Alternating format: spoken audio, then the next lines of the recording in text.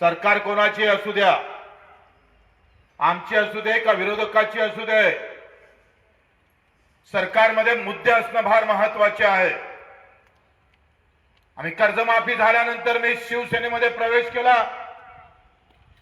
मी आमदार झालो आणि आमदार झाल्यानंतर मी पत्रकार परिषद घेतली आणि तेव्हा सांगितलं का या कर्जमाफीमध्ये जे काही दुरुस्त्या करायचे आहे त्या दुरुस्त्या करायसाठी बच्चूकडू रस्त्यावर उतरायला तयार आहे.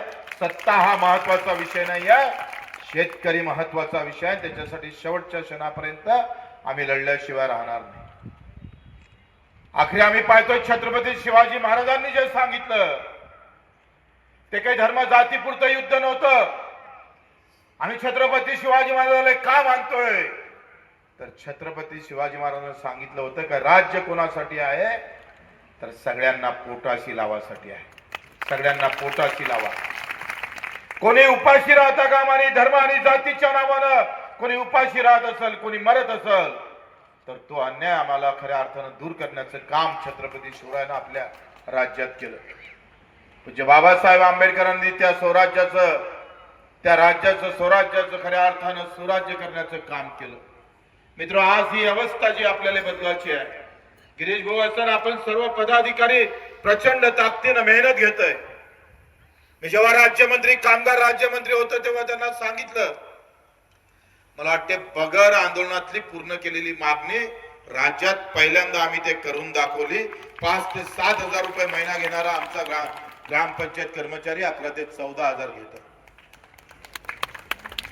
2013 पासून तर 7-8 वर्ष लागले. कदाचित त्यावेळेस आपण राज्यमंत्री नसतो तर हायसाठी तुम्हाला आंदोलन करावं लागलं असतं. झालं असतं का नाही झालं असतं माहित नाही. मी तेव्हा सांगितलं आंदोलन करायची गरज नाही. बच्चूकडू मंत्रालयात आहे, वेळ पाळली तर लात मारल्याशिवाय राहणार नाही.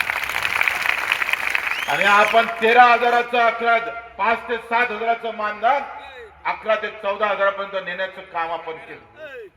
आपण 9 का 19 वर्षाचा 9 महिन्याचा आपण 19 महिन्याचा जे काही आपलं एरियस होतं ते आपण मिळवून दिलं. त्यासाठी आपण, मला माहित आहे का कशा पद्धतीनं आपण फोन करतोय. अरे सचिव म्हणजे काय साहेब आहे का? कुठला सचिव साहेब म्हणून मिरवत असतो. परंतु केलं नाही. फाईल घेऊन या पाहुण्या तिथे गेलो, म्हणाले माझी सही झाली, बच्चूभाऊची सही झाली, सचिवांची सही झाली.